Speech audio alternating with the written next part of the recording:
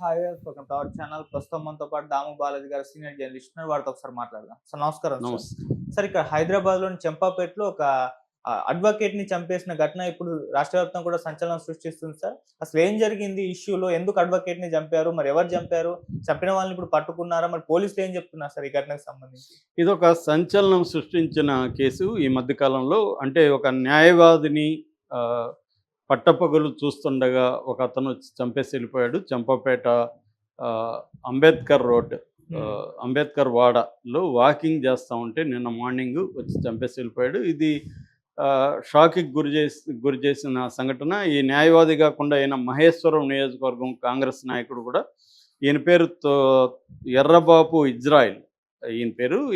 వీళ్ళది native place Rangareddy జిల్లా మహేశ్వరం దగ్గర, మహేశ్వరం మండలంలో తొమ్మలూరు అనే గ్రామం. ఇక్కడ ఆయన చంపాపేట దగ్గర ఐఎస్ సదన్ పోలీస్ స్టేషన్ పరిధిలో చంపాపేటలో దగ్గర అంబేద్కర్ వాడలో ఉంటాడు. ఆయన ఒక ప్లాట్ కొనుగోలు చేసి అక్కడ ఫ్యామిలీ ఉంటారు. దానికి దగ్గరలోనే ఇంకొక అపార్ట్మెంట్లో ఆయన ఆఫీస్ పెట్టాడు. సో ఈ చంపింది ఎవరు, ఎందుకు చంపాడు అనేది చూసినప్పుడు ఇదొక విచిత్రమైన స్టోరీ అనమాట. అంటే ఊహించలేని కథగా మనం చెప్పుకోవచ్చు. సో ఏ రైటర్ కూడా ఇలాంటి కథను ఊహించలేడు.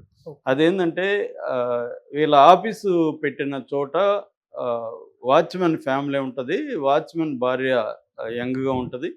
అక్కడికి కొంతమంది ఎలక్ట్రీషియన్లు రెగ్యులర్గా అపార్ట్మెంట్కి ఫిక్స్ అయి ఉంటారు. వాళ్ళు రెగ్యులర్గా వస్తుంటాడు. ఇలాగా ఒక దస్తగిరి అని ఒక 50 ఏళ్ల ఎలక్ట్రీషియన్. ఇతనికేమో చనిపోయిన అడ్వకేట్కి 55 ఏళ్ళు. ఈ ఎలక్ట్రీషియన్ రెగ్యులర్గా రావడంతో ఆ వాచ్మెన్ భార్యతో అతనికి అఫైర్ ఏర్పడింది. సో ఈ వాచ్మెన్ భార్యకు అఫైర్ ఏర్పడినప్పుడు వాచ్మెన్కి అది తెలిసిపోయింది. ఈ దస్తగిరితో గొడవపడ్డం, భార్యతో గొడవపడ్డం మొదలుపెట్టాడు. ఇది అపార్ట్మెంట్ వాసులకి అందరికి కూడా తెలిసిపోయింది. వీళ్ళు తాగేసి వచ్చి గొడవలు పడ్డం ఇవన్నీ ఓపెన్ అయినాయి.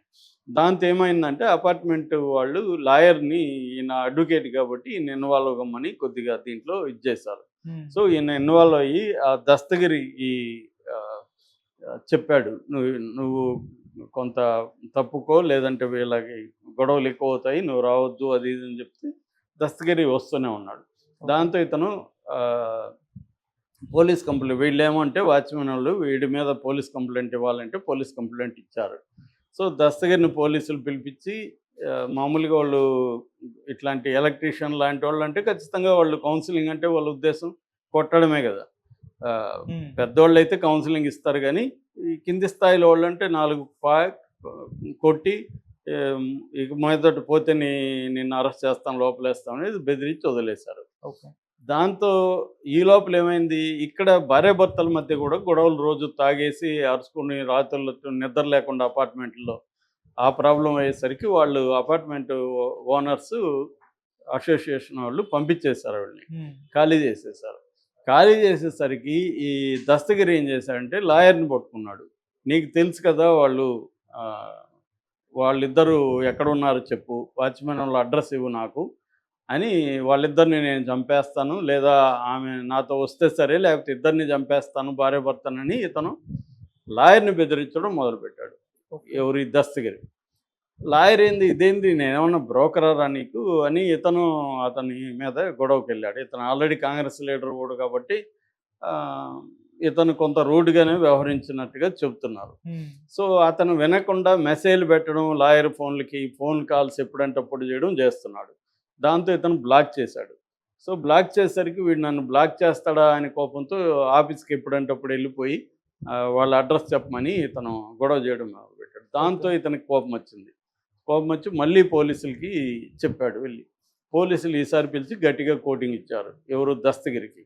నేను ఒకసారి చెప్పాం కదా, నువ్వు ఎందుకు ఇన్వాల్వ్ అవుతున్నావు.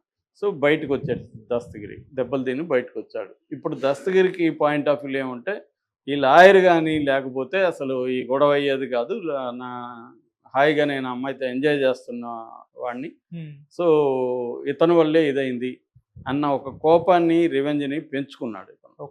అంటే ఇతను కొంత ఎమోషనల్గా కూడా ఆమెతో ఇన్వాల్వ్ అయినట్టు కనిపిస్తున్నాడు.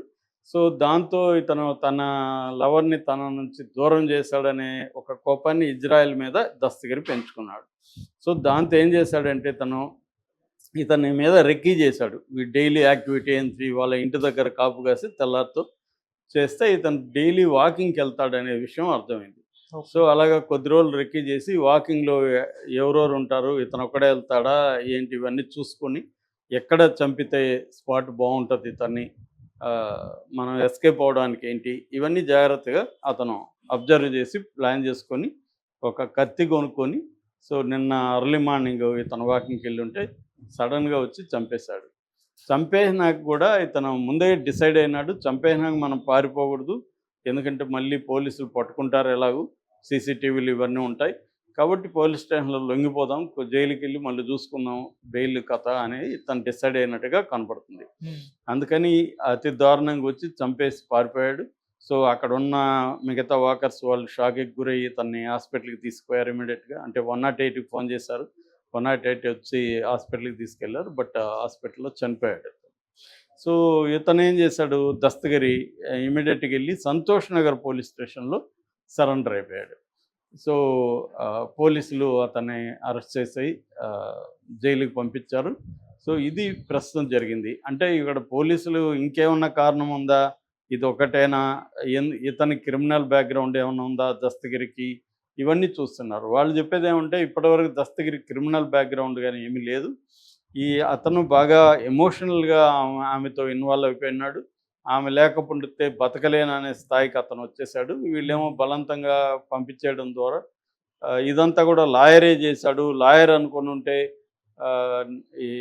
నాకు హ్యాపీగా ఉండేది, లాయర్ కానీ ఇన్వాల్వ్ కాకపోతే, ఈ లాయరే చేశాడు, వాడు తాగుబోతు మొగుడు, వాడు పెద్ద చేసేది ఏమి లేదు అన్న కోపం లాయర్ మీద. అట్లాగే లాయరు తన లవర్ ఆచూకీ చెప్పలేదు, ఎక్కడుందో చెప్పలేదు అన్న కోపం కూడా పెంచుకున్నాడు. ఇక్కడ ఏంటంటే ఓవల్ ఇష్యూలో లాయర్ కొంత అంటే సిచ్యువేషన్ అంచనా వేయడంలో, వీడిని అర్థం చేసుకోవడంలో కొంత ఫెయిల్ అయినట్టుగా మనకు కనబడుతుంది. అంటే ఇదంతా కూడా మనకు పబ్లిక్ డొమైన్లో ఉన్న ఇన్ఫర్మేషన్ తప్ప రియల్గా మనం వెళ్ళి కలిసి మాట్లాడితే చాలా విషయాలు తెలుస్తాయి, కానీ మనకు అవేం తెలియదు. వాళ్ళు ఇచ్చిన ఇదేంటంటే లిమిటెడ్ ఇన్ఫర్మేషన్, డీటెయిల్గా పోలీసులు ఎప్పుడు కూడా చెప్పరు, లిమిటెడ్గా ఏదో చెప్తారు, దాన్ని బేస్ చేసుకొని మనం అనాలిసిస్ చేస్తున్నాం. కొన్ని సోర్సెస్ మన వాళ్ళు వెళ్ళి మాట్లాడినప్పుడు తెలిసిన విషయాలను బట్టి మామూలుగా